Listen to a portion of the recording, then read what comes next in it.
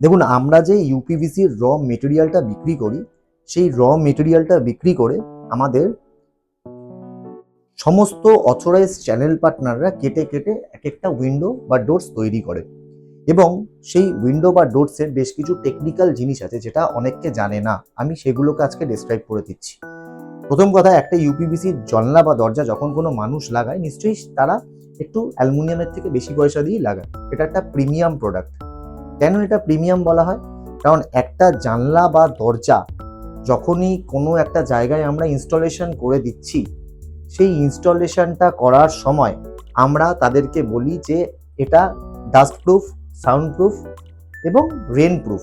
সব থেকে যেটা প্রবলেম সেটা হচ্ছে বৃষ্টির জল ভেতরে চলে আসা। একটু হাই রাইজ বিল্ডিংয়ে যখন আপনারা কেউ থাকেন, যখন প্রচুর ঝড় হয় বা কালবৈশাখী হয়, এই ঝড়ের সময় প্রচুর পরিমাণে জল অ্যালুমিনিয়াম হলেও কিন্তু ভেতরে চলে আসে, কারণ অ্যালুমিনিয়াম জলটাকে প্রতিরোধ করতে পারে না।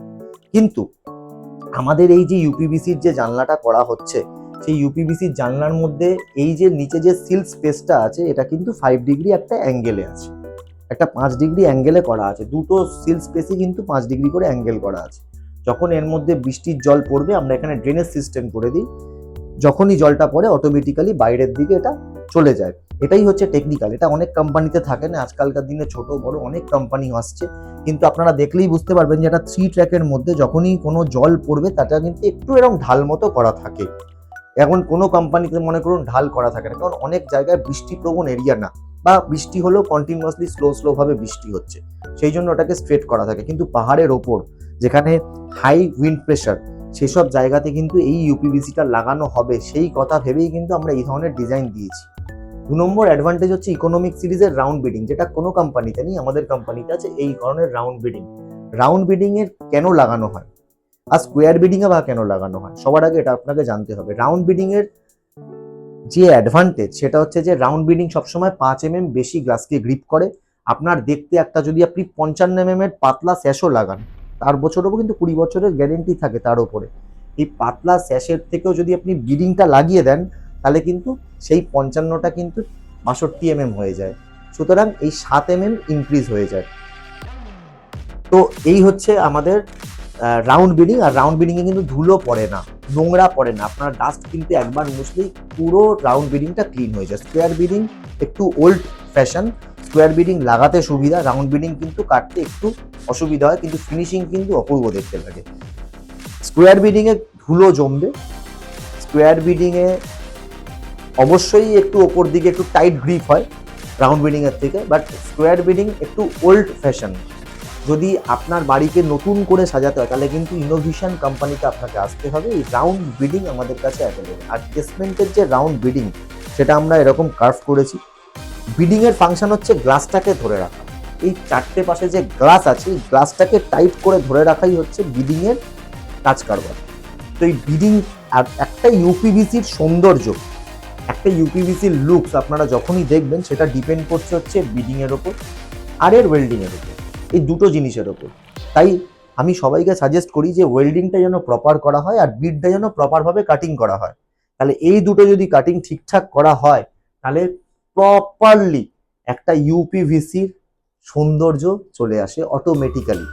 আর এর শাইনিং, তো সুন্দর শাইনিং, এটা কিন্তু কোনো কোম্পানিতে আমি মনে করি না দেখা যাবে।